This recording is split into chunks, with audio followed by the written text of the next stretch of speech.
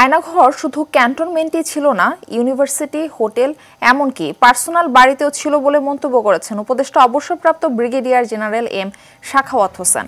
সকালে খুলনা সরকারি সুন্দরবন আদর্শ কলেজের ৫৬তম সুবর্ণ জয়ন্তী ও পুনর্মিলনী অনুষ্ঠানে তিনি এই কথা বলেন। চাঁদাবাজি, সন্ত্রাসী কর্মকাণ্ড বন্ধে সমাজের নেতৃস্থানীয়দের এগিয়ে আসার আহ্বান জানান উপদেষ্টা সাখাওয়াত।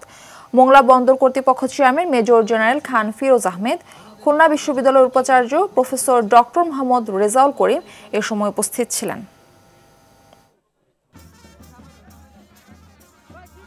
দেশটাকে আপনারা বিশ্বাস করেন, এমন তছনছ হয়ে গেছে, ভীষণ ডিফিকাল্ট, কিন্তু আমাদের জন্য না, আগামীতে যারা সরকার আসবেন তাদের জন্য।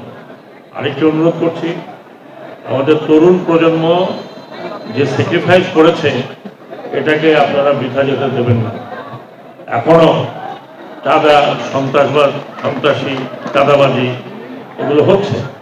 আমি অনুরোধ করব, যারা নেতৃস্থানীয় আছেন, আপনারা সমাজে যারা আছেন, তারা প্রতিহত করেন চাঁদাবাজি, কারণ অনেক হয়ে গেছে। এই কারণে দেশের আজকে এই অবস্থা হয়েছে।